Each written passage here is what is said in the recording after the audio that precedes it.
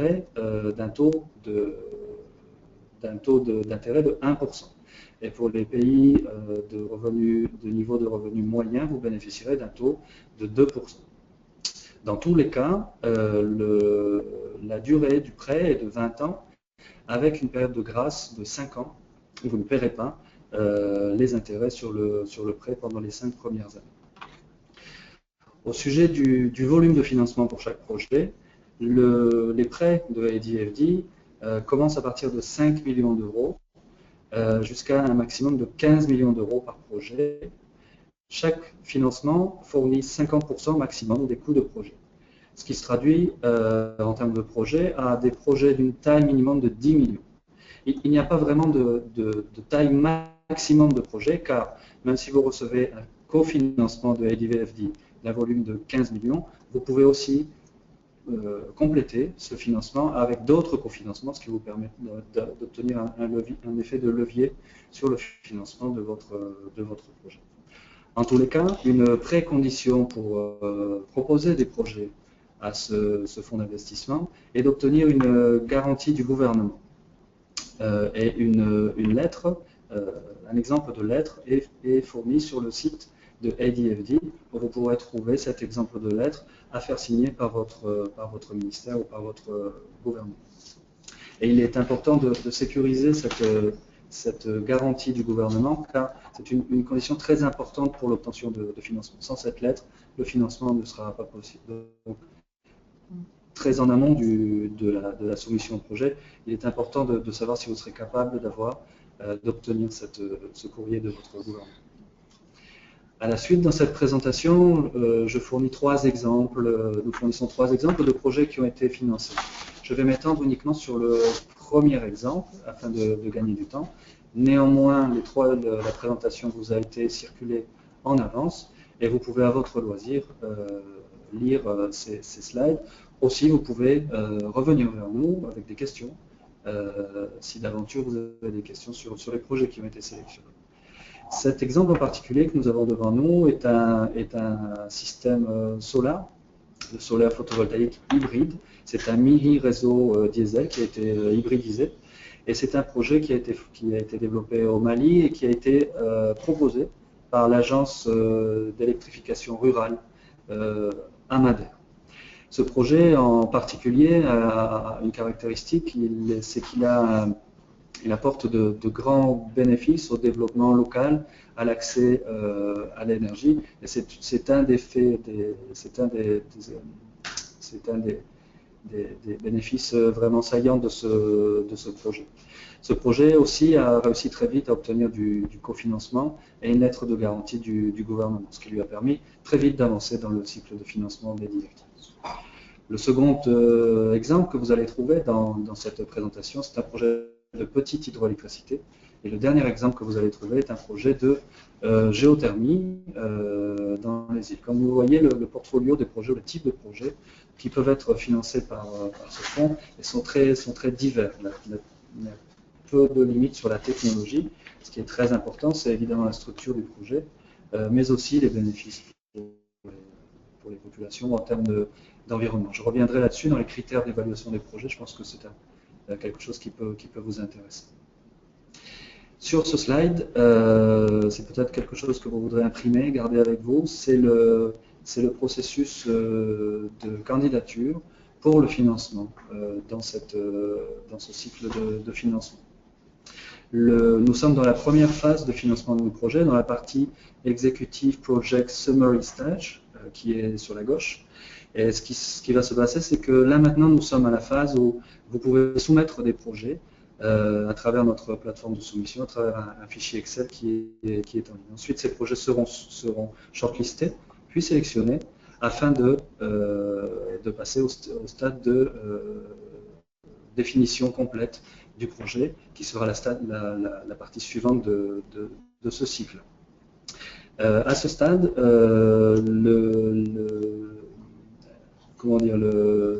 la publicité, l'annonce pour le 4e cycle a commencé en novembre 2015 et la date limite de soumission pour cette première étape, qui est tout à fait à gauche, est le 15 février 2016.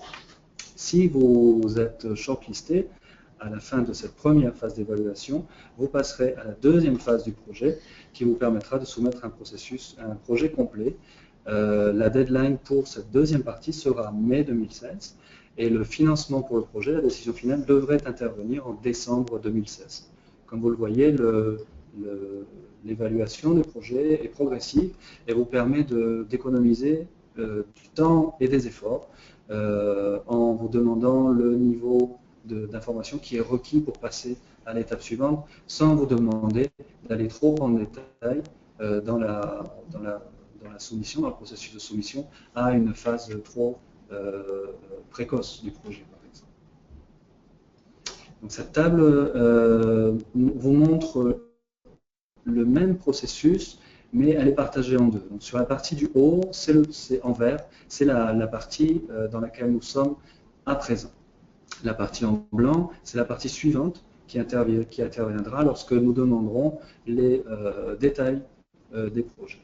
Pour cette première partie, comme vous le voyez à gauche, la demande de soumission peut se faire entre le 11 novembre 2015 et le 15 février 2016. Donc, vous pouvez peut-être être très occupé pendant les congés de Noël pour nous fournir cette description préliminaire de projet.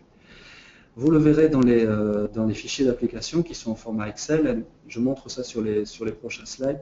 Vous verrez qu'il y a trois grandes parties qui sont importantes. La première partie est la faisabilité technique du projet, qui est la partie gauche. La seconde partie est la partie de description économique et commerciale du projet. Et la troisième partie sur laquelle vous serez évalué est la faisabilité ou les bénéfices socio-économiques et environnementaux. Comme vous le voyez, les poids sont très importants. 40% sur la faisabilité technique, 30% sur la faisabilité économique et 30% sur la faisabilité socio-économique et les bénéfices environnementaux, qui sont un des grands objectifs de ce fonds. Comme vous le voyez tout à droite, il y a des critères additionnels. Ces critères additionnels permettent d'évaluer la qualité des projets au-delà de la faisabilité technique, au-delà d'un projet commercial classique. Et en réalité, les critères qui sont là sont des critères qui sont pris en compte par les évaluateurs afin de donner un bonus aux projets qui sont sélectionnés. En particulier, vous pourrez voir qu'il est important d'indiquer si vous pensez que votre projet est innovant, pour ses aspects technologiques, mais peut-être aussi pour ses aspects sociaux, si le projet a un business model qui est particulièrement notable et quelque chose qui peut peut-être être copié à l'avenir par d'autres projets, créer des suites de projets. Dans ce cas-là, c'est important de l'indiquer de votre candidature. C'est quelque chose qui, toujours, est important. La réplicabilité des projets est quelque chose d'important. Pour tout financeur public, c'est quelque chose que nous cherchons évidemment à généraliser. Aussi, c'est important d'indiquer si vous pensez et si vous pouvez documenter que votre projet améliore l'accès à l'énergie ou la sécurité énergétique d'une communauté ou d'un pays. C'est quelque chose qui sera pris en compte.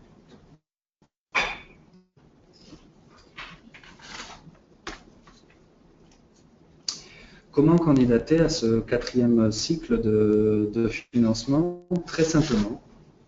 La première chose est de vérifier votre éligibilité au financement. Simplement aller sur le site de irena.org/adfd et voyez si le pays dans lequel vous prévoyez de développer le projet est un pays éligible à ce financement. C'est la première vérification simple que vous pouvez faire.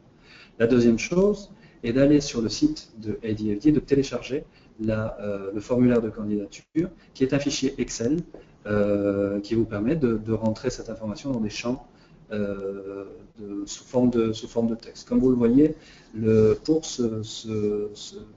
cet outil de financement ADFD, nous ne cherchons pas à utiliser nécessairement des outils très, très complexes de financement.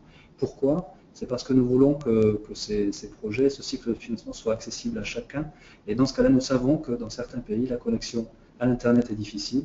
Et nous savons que l'utilisation de logiciels exotiques peut être une barrière aux candidatures. Ainsi, nous avons décidé d'utiliser Excel simplement pour que vous puissiez nous envoyer vos candidatures.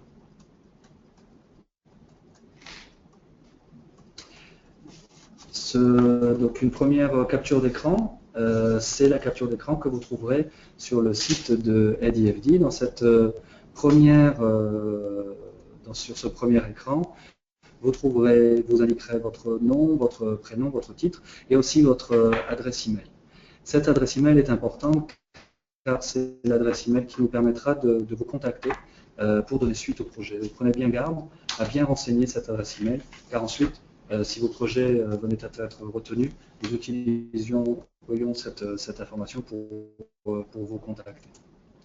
La deuxième capture d'écran, c'est une capture d'écran aussi de ce fichier Excel, donc pour la candidature au projet. Comme vous le voyez, dans ce fichier Excel, il y a 3 tabulations. La première tabulation est indiquée en bas, il y a Project Owner Information. C'est l'information à propos du candidat, porteur de projet pour ce financement.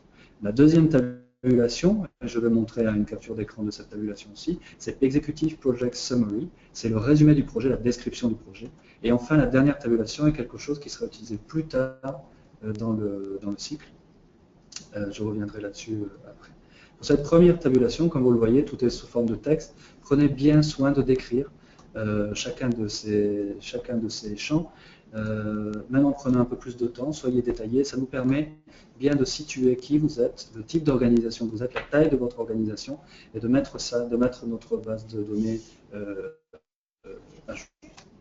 Aussi, si vous choisissez que votre projet soit aussi visible dans notre plateforme Marketplace, dont je parlerai un petit peu après, ces champs seront recopiés automatiquement dans cette plateforme Marketplace. Donc c'est important de bien les renseigner, même si ça paraît un peu rébarbatif ou administratif au début.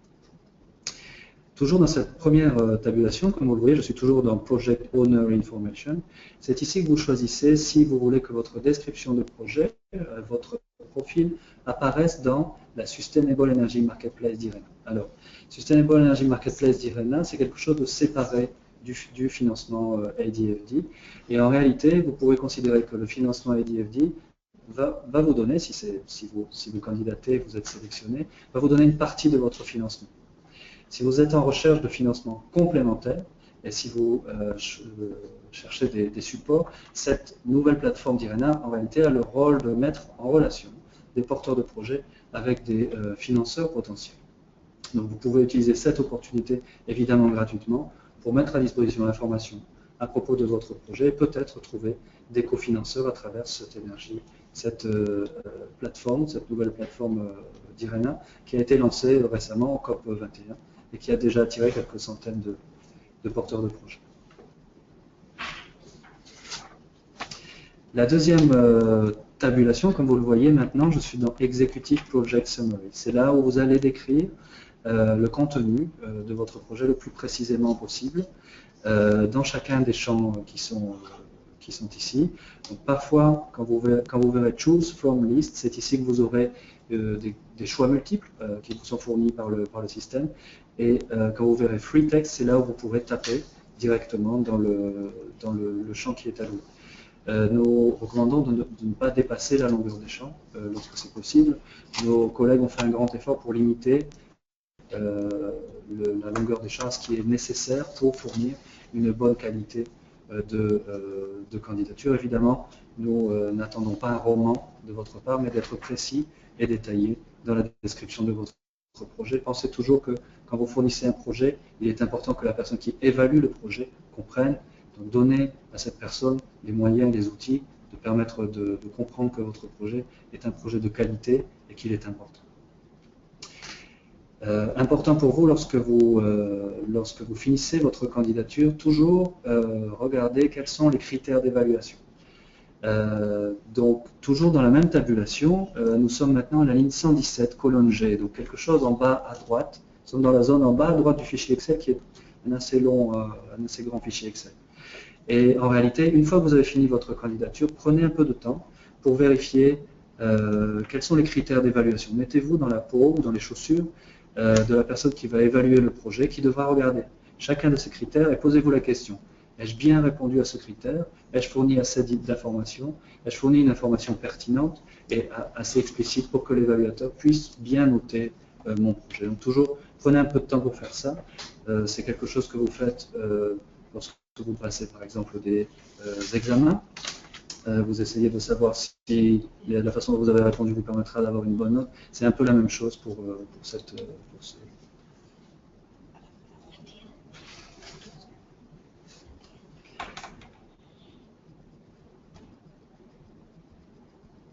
Très bien. La liste sur ce slide, ce sont les critères supplémentaires d'évaluation. Je vous ai montré dans le fichier Excel les critères objectifs d'évaluation qui seront notés sur la base d'un score. En plus de cela, les évaluateurs ont pour mission aussi d'évaluer quel est l'impact du projet au-delà de l'impact technique ou de l'impact financier. Et sur la liste qui est devant vous, vous avez une liste des critères additionnels qui vont essayer de quantifier un petit peu. Donc si vous avez déjà cette information pour votre projet, essayez de l'indiquer. Cela vous permettra d'avoir un bonus, ça permettra à l'évaluateur de comprendre quelle est la valeur de votre projet pour la communauté.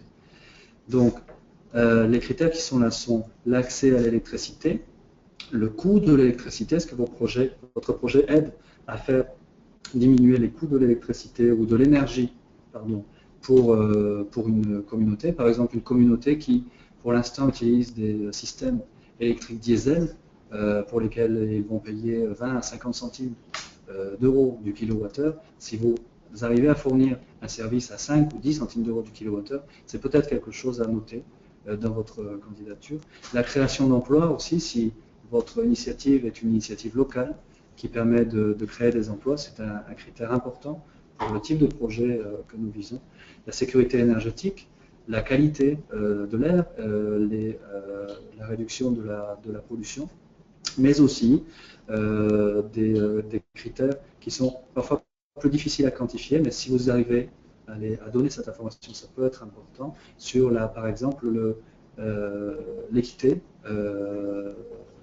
homme-femme, la réplicabilité du projet, la façon dont vous pourriez commencer avec ce projet, peut-être créer des projets plus gros à l'avenir, ou le degré d'innovation du projet. Peut-être que le projet que vous présentez est un projet qui n'a jamais été fait dans la région ou dans la sous-région, et c'est un projet innovant du point de vue de l'économie du projet ou du point de vue de la communauté. Peut-être que la technologie n'a jamais été utilisée dans un contexte particulier. C'est quelque chose d'important aussi à indiquer aux évaluateurs. Ici, sur ce slide, il s'agit des outils qui peuvent vous permettre d'améliorer votre candidature. Comme vous le savez, IRENA est une agence qui a un mandat très large, et dans le cadre de nos activités, nous avons développé un certain nombre d'outils qui vous permettraient, par exemple, de trouver du cofinancement, par exemple, de trouver de l'information sur les ressources énergétique, ou de trouver de l'aide, comment formuler un projet, ce qui est parfois difficile si vous n'avez pas l'expérience pour le faire. Ces plateformes sont nommées de la façon suivante et vous les trouverez en allant sur le site d'ADFD. Vous allez trouver un lien vers l'Atlas mondial des énergies renouvelables, dans lequel vous trouverez un grand nombre de cartes de ressources d'énergie solaire ou d'énergie éolienne, mais aussi des cartes sur la bioénergie, et aussi quelques cartes qui vous indiquent quels sont les points chauds pour l'énergie géothermale. Dans votre candidature, à un stade très précoce de la candidature, déjà au stade du résumé, on vous demande de quantifier votre ressource. Si vous êtes dans un pays qui n'a pas d'atlas national pour la ressource, ça peut être difficile à faire. Dans ce cas-là, tournez-vous vers l'atlas et vous pouvez chercher une carte de ressources qui vous permettrait de répondre à cette question. Si d'aventure vous avez du mal à utiliser l'Atlas, n'hésitez pas à contacter l'équipe de l'Atlas qui vous aidera à trouver l'information qui est pertinente pour répondre à votre question. Nous chercherons la carte qui peut être la plus proche de ce que vous cherchez, et aussi nous serons en mesure de vous indiquer si la carte que vous cherchez à utiliser peut être une carte peut-être trop ancienne ou dont l'incertitude est trop grande. Peut-être nous pouvons aussi vous rediriger vers de l'information que nous avons et qui vous permettrait de documenter au mieux votre projet.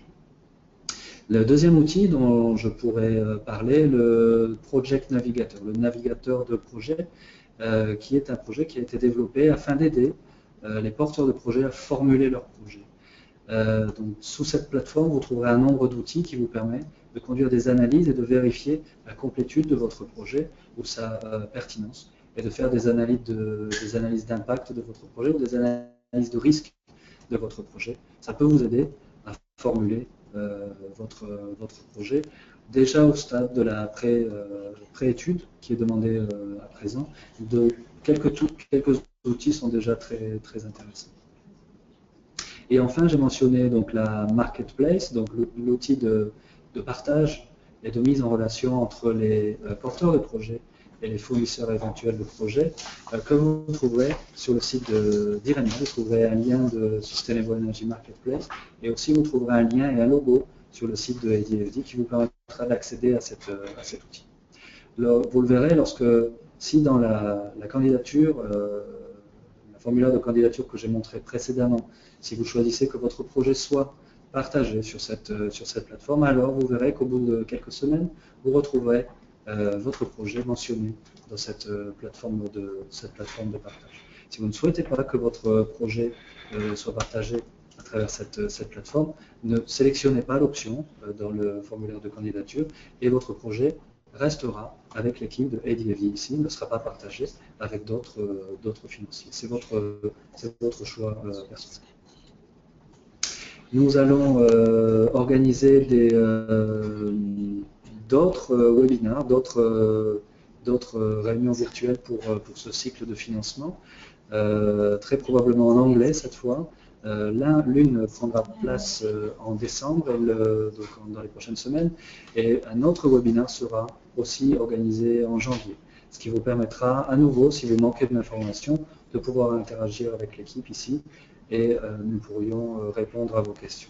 N'hésitez aussi pas à nous contacter par email à travers le site de irena.org/adfd. N'hésitez surtout pas à poser vos questions. C'est une très bonne opportunité de financement. Ne la manquez pas par manque d'informations. Nous sommes là pour vous aider. Vous trouvez ici les liens en particulier. Donc le lien sur le site de ADFD et l'email personnel de la chef de programme pour IRENA ADFD, c'est Léa Lockwood, qui se fera un plaisir de répondre à vos questions. De préférence, formulez vos emails en anglais si vous le pouvez. Si vous formulez vos emails en français, je pense qu'elle reviendra vers moi pour que j'en fasse une traduction, ce que je ferai avec très très grand plaisir. Je vous remercie de votre attention.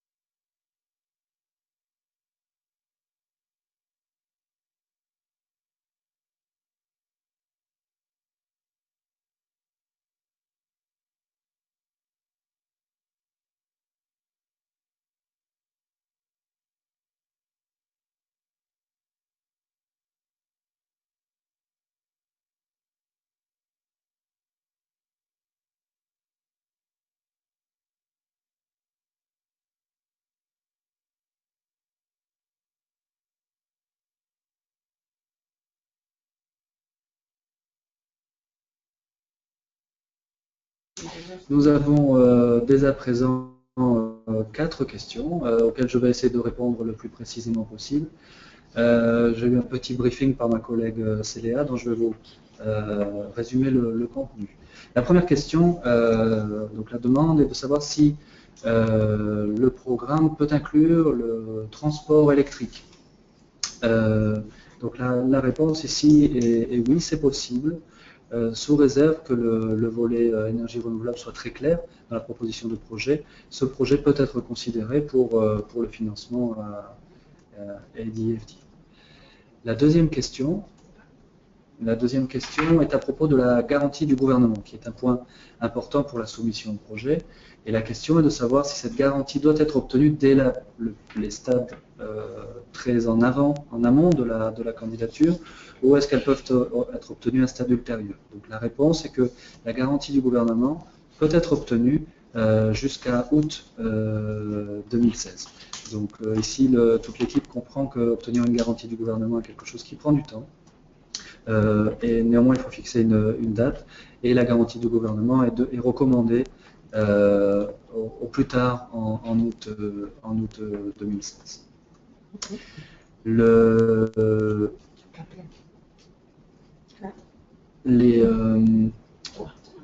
La question suivante est à propos des projets qui ont déjà été soumis au Sustainable Energy Marketplace que je mentionnais.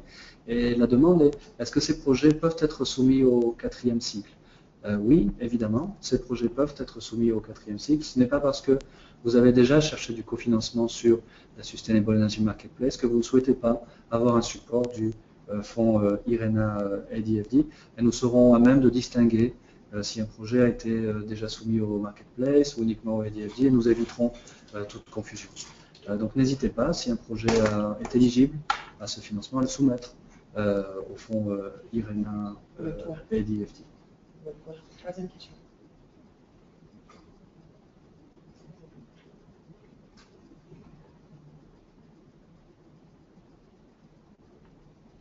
Troisième question.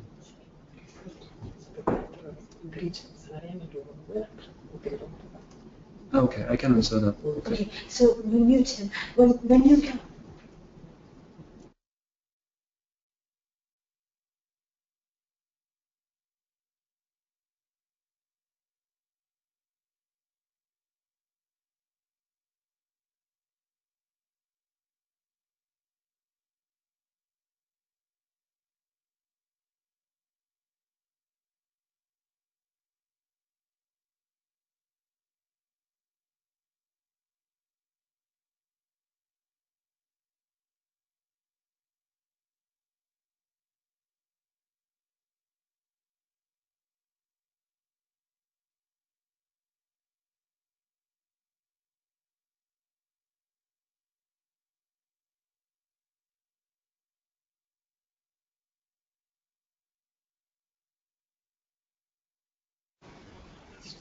Alors, nous avons des questions supplémentaires, donc sachez que ces petites interruptions sont parce que nous recevons les questions qui sont en français, que nous traduisons en anglais. Ensuite, nous avons un briefing par Céléa qui fait de son mieux pour nous indiquer les réponses de façon la plus concise possible. Et enfin, je reviens vers vous. Donc, excusez-nous pour ces petites interruptions. Nous prenons les questions, continuez s'il vous plaît à fournir vos questions dans la petite fenêtre de chat. Nous les prenons une par une et nous essayons de faire au mieux, évidemment, pour fournir la meilleure information. Une question sur les réseaux électriques. Est-ce que ADFD, le fonds, peut financer les réseaux électriques? Les réseaux électriques purs, réellement pas vraiment. Le fonds, avec IRENA, le partenariat avec IRENA et ADFD, a vocation à financer des projets de développement d'énergie renouvelable. Donc, sous réserve que ce soit un réseau, par exemple, mini-grid, avec une grande composante énergie renouvelable, nous pensons que ce projet devrait pouvoir être éligible. Néanmoins, si vous fournissez un projet uniquement de réseau électrique, dans ce cas-là, rien ne garantit que la source d'énergie soit de source renouvelable et ça ne permet pas de déterminer si le projet peut être financé. On m'indique ici que les candidatures, donc, évidemment, nous avons ce webinaire en français et nous répondons aux questions en français. Néanmoins, les candidatures, faites s'il vous plaît l'effort de les fournir en anglais, car le panel d'évaluation est anglophone, parfois francophone, mais parle anglais, et l'évaluation se produit en anglais. Donc n'hésitez pas à fournir vos candidatures en français, en anglais, pardon. Une taille de projet minimale en capacité et en valeur. J'ai indiqué au cours de la présentation la taille minimale des projets. Donc, le fonds de financement fournit du financement à partir de 5 millions de dollars. Et le cofinancement que cela fournit est de 50%, ce qui veut dire que le projet aura une taille minimum de 10 millions de dollars. Et vous pouvez recevoir un minimum de 5 millions de dollars pour le financement de votre projet. le financement maximum que vous pouvez recevoir de 15 millions. Et à nouveau, je tiens à répéter que cela ne limite pas la taille du projet. C'est le financement que vous pouvez obtenir par EDFD qui est de 15 millions, mais vous pouvez avoir d'autres cofinanciers qui permettent de compléter la taille du projet. Je vais interrompre les réponses pendant une minute, de façon à prendre à nouveau avoir un briefing par CDA et revenir vers vous avec une réponse à vos questions.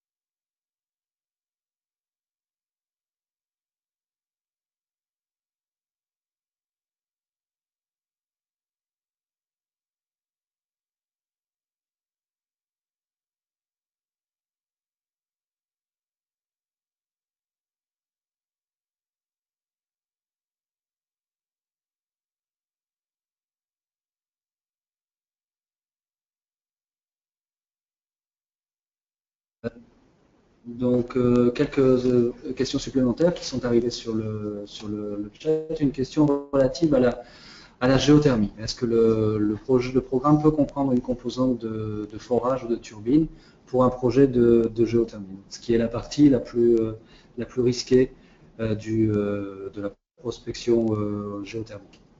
Nous ne pensons pas que ce type de projet soit éligible au financement pour EDFD. Néanmoins, essayez de formuler mieux votre demande afin que l'équipe puisse juger si votre programme puisse être éligible. S'il s'agit uniquement de la partie forage et prospection, dans ce cas-là, d'autres fonds existent qui couvrent le risque des projets de forage, qui sont des fonds opérés par la Banque mondiale, ce qui vous permettrait peut-être de couvrir le risque pour la partie forage. Une question, est-ce que les projets peuvent être financés à 100%? Non, il s'agit d'un prêt concessionnel. Et le taux de financement que vous pouvez obtenir est d'un niveau maximum de 50% pour un projet d'une taille minimale de 10 millions de dollars. Donc un prêt concessionnel à très bas taux, 1 à 2%, qui est en réalité, si vous tenez compte de l'inflation, un taux réel nul, voire négatif. Donc un prêt très très intéressant, mais néanmoins limité à 50% des coûts du projet.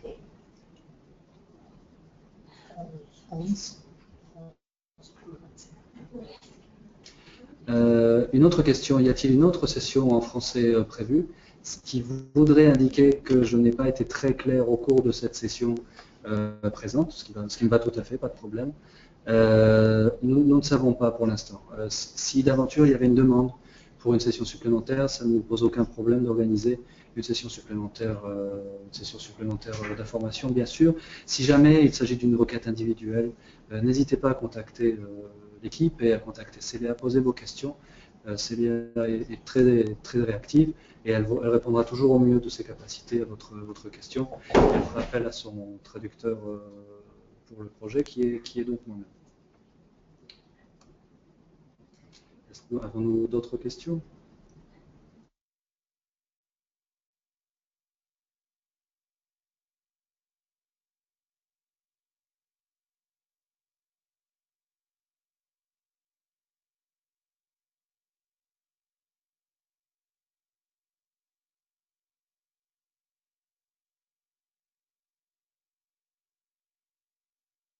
Très bien. À présent, nous allons passer aux questions orales. Si la technique le permet, la parole aux personnes qui ont levé la main au cours de la session.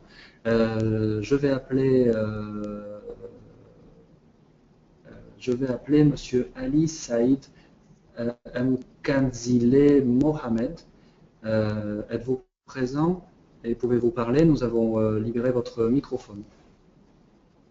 Oui, effectivement, je suis présent et merci de m'avoir passé la parole. C'est Mohamed El Saïdi Kandilé, le directeur général de l'université qui est venu présent à niveau de Congo. En fait, j'ai bien suivi votre présentation, mais là j'ai un petit souci par rapport aux tailles des projets à présenter. Parce que là, on a actuellement un projet en cours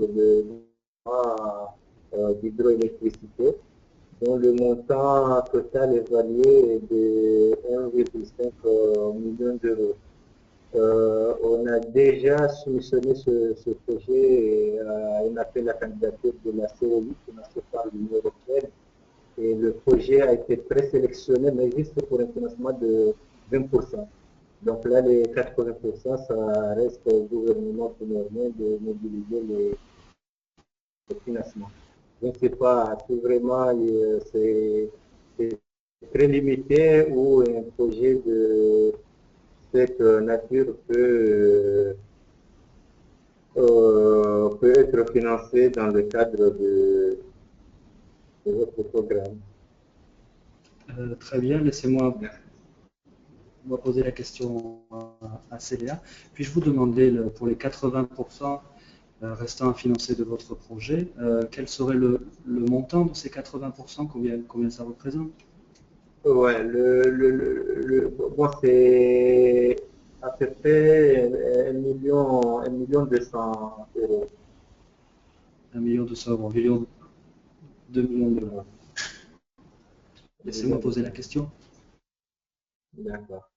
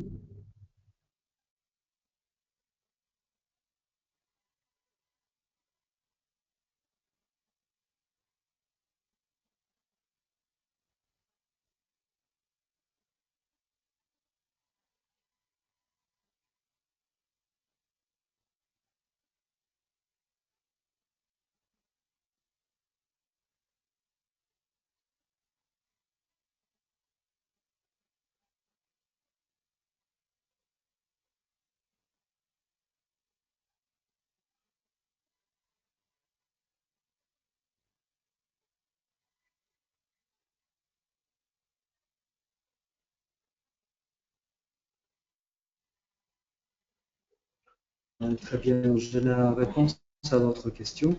Donc, si j'ai bien compris, il s'agit d'un projet d'hydroélectricité. Donc, un projet d'hydroélectricité est quelque chose qui peut être soumis au fond. Néanmoins, ici, la question est surtout de la taille du projet.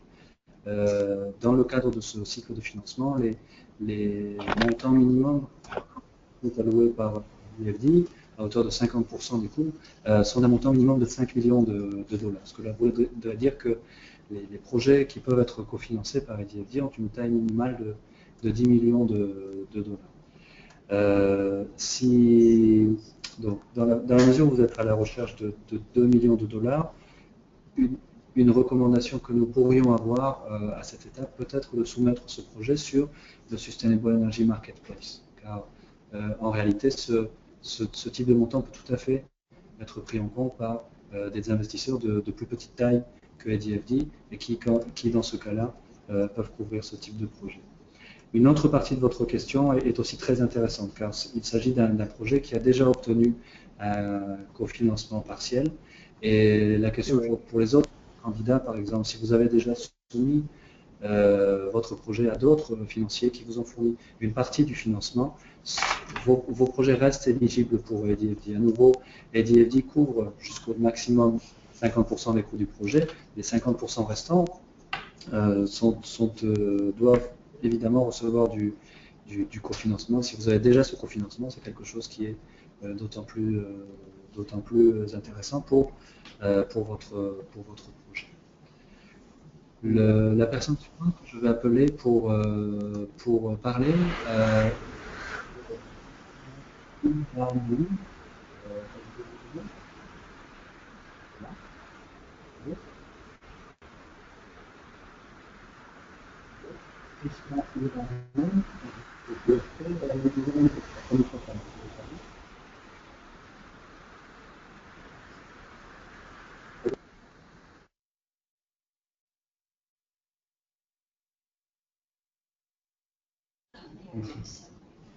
Très bien. La prochaine personne que j'appellerai pour parler, Monsieur Mohamed Béchir.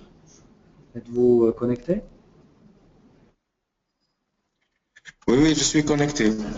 En fait, tout d'abord, je vous remercie pour la présentation, pour m'avoir invité. Là, bon, j'ai pas vraiment des questions particulières parce que notre activité, c'est plutôt dans les réseaux et on commence à y penser aux énergies renouvelables. Donc, ce sera peut-être une alternative de nous adresser vers vous dans les projets qu'on ciblerait. Sinon, merci pour la présentation.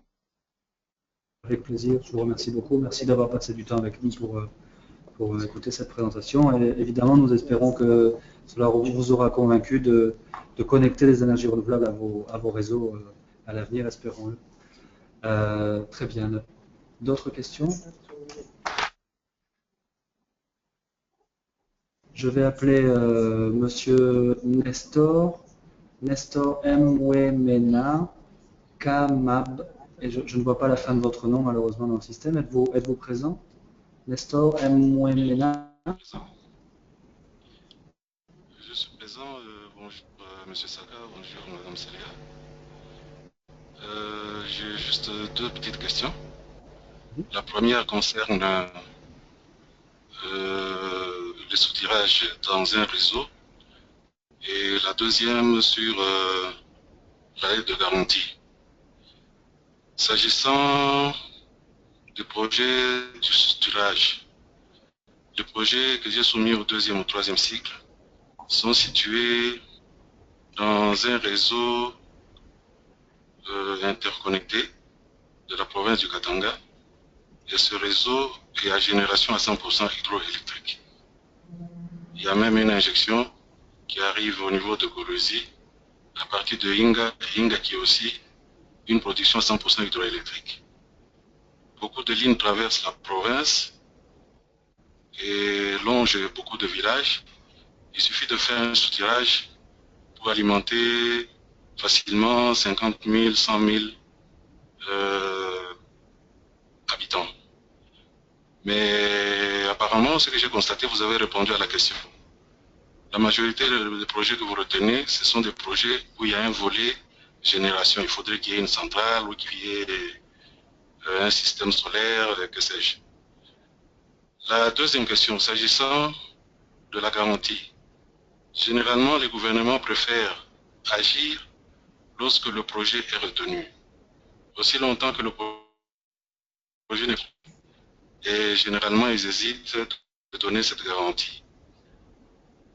Est-ce que c'est possible de répondre rapidement au projet retenu de telle sorte que le projet soit soumis au gouvernement pour obtenir la garantie facilement? Merci.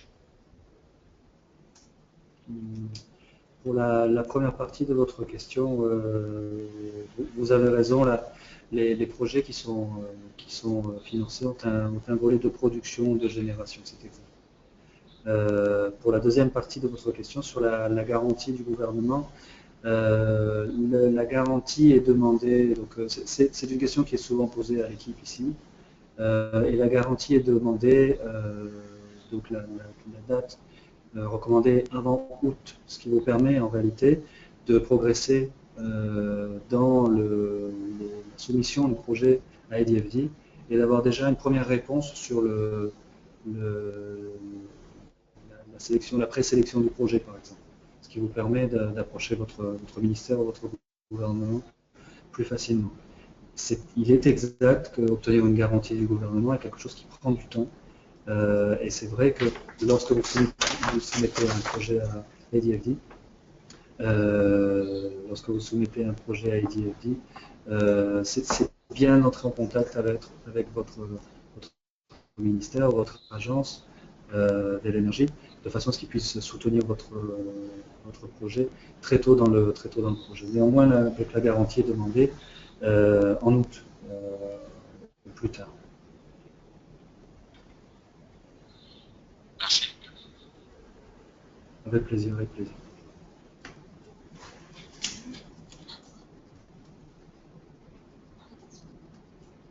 Très bien, j'ai une question. Je vais demander à Monsieur Moussa ou Madame, Monsieur, Madame Maïmoussa Morima de bien vouloir. D'accord, bon, c'est moi Moussa Morima de l'Agence nigérienne de promotion des télécommunications. J'ai une question par rapport au financement des études de faisabilité. Quelles sont les procédures à suivre pour se faire payer une étude de faisabilité, pour se faire financer une étude de faisabilité? C'est ça ma question, merci. Une petite seconde, je reviens vers vous.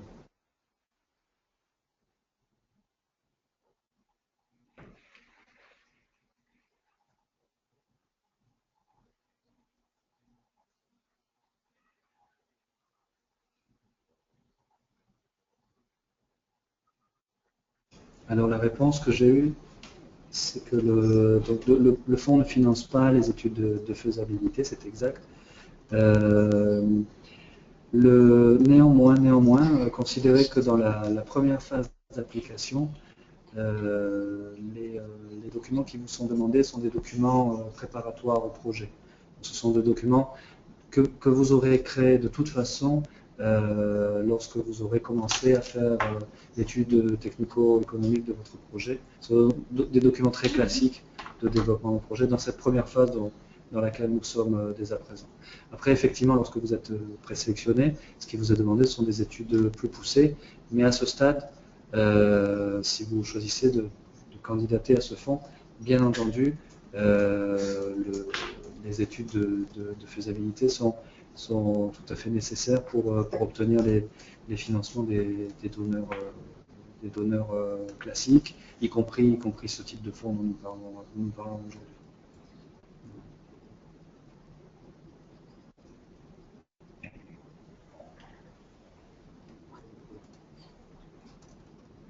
Nous allons prendre une dernière question. Et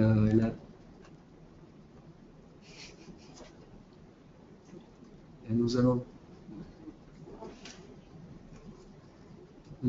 donner la parole à Monsieur Mohamed Daamti.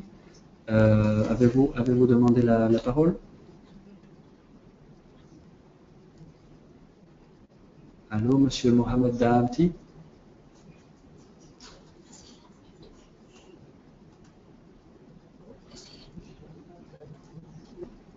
Allô, Monsieur Mohamed Daamti, pouvez-vous essayer de prendre la parole?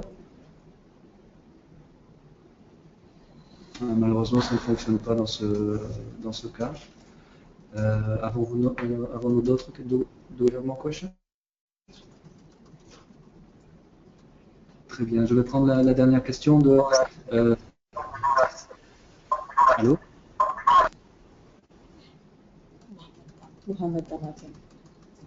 Monsieur Mohamed Daamti? Bon. Nous allons prendre une dernière question qui sera de Monsieur Saroubi Hachi.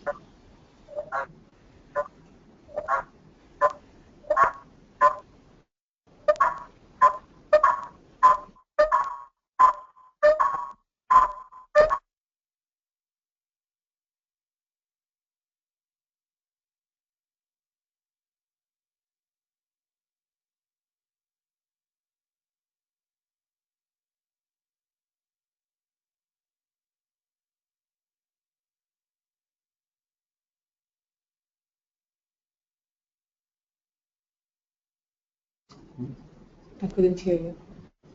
Monsieur Krishna Iramun, êtes-vous présent? Oui, je suis en ligne, merci. Alors, moi, je voulais vous poser une question. On a monté un projet qui a reçu un prix au WAPSEF 2 en septembre 2015. C'est un projet de solaire décentralisé. 17 MW de PV décentralisé sur le toit des maisons, des entreprises. Mais c'était pour le Sénégal. Malheureusement, on n'a pas eu en fait de retour très positif des autorités et de la Sénélec, parce que c'est un projet qui était basé sur un accord triangulaire où l'énergie produite en fait par les panneaux en toiture paye sur 10 ans le système, 80% du système. La question est, est-ce que si on refait le même concept dans un pays où il y a un État, enfin, où l'utility est plus coopérative, allons dire le Burkina Faso, est-ce que le fait d'avoir déjà un business model qui a été promu, enfin, qui est bien ficelé, nous aide, surtout, et à quel point, enfin, je reviens à la même question, à quelle étape il faudrait avoir déjà un genre une lettre ou un accord préalable que l'État est au moins disposé à discuter, à nous écouter, à discuter. Est-ce que le fait d'avoir cette lettre avant même de commencer le projet, parce que le projet est déjà là, on a travaillé une année, on a été runner-up, donc on a été second dans le concours WAPSEF 2.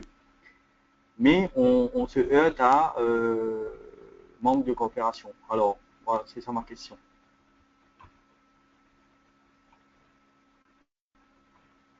Allô? Oui, j'ai compris votre question. Vous avez un projet de solaire décentralisé.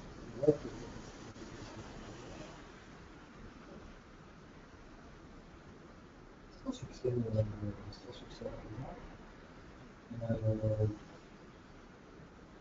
néanmoins, vous chercheriez à utiliser la même façon de projet dans un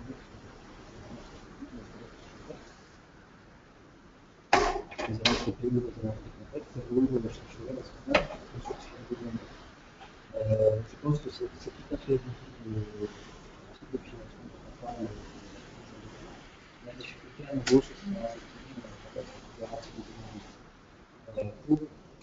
pour vous faciliter la tâche, nos collègues de ADFD ont mis un exemple d'une telle lettre sur leur site internet, ce qui vous permet de télécharger le formulaire et d'approcher les autorités afin d'avoir le support nécessaire. Dans la phase de soumission du projet, la garantie du gouvernement n'est pas obligatoire, à présent elle est recommandée mais pas obligatoire. Néanmoins, vous devrez obtenir cette garantie du gouvernement à un point dans votre développement de projet. Donc, dans tous les cas, c'est tout à fait utile d'approcher les autorités, même dans une phase comment dire, de soumission du projet, afin de pouvoir avoir cette garantie lorsque, je l'espère, pour vous pourrez être sélectionné. Pour le type de projet que vous décrivez, le type de modèle que vous décrivez, ce type de projet fait partie de la palette de projets qui a déjà été financée par le fonds et ça paraît éligible. Mes collègues me signalent aussi quelque chose. Depuis le début de cette session, nous parlons de projets d'électricité, souvent. C'est vrai que c'est quelque chose qui est très répandu dans les énergies renouvelables. Néanmoins, considérez que si vous avez des projets de production qui ne soient pas nécessairement de production électrique, ces projets peuvent aussi être éligibles au fonds. On peut penser à de la production de chaleur, par exemple. C'est des choses qui peuvent être prises en compte par le fonds. Donc, ne vous résignez pas si votre projet n'est pas un projet électrique, au contraire, c'est quelque chose qui peut être cofinancé. Je pense que pour aujourd'hui, nous allons clore notre session. Nous avons dépassé le temps alloué. Je remercie chacun des participants pour avoir pris le temps de nous écouter, d'interagir avec nous.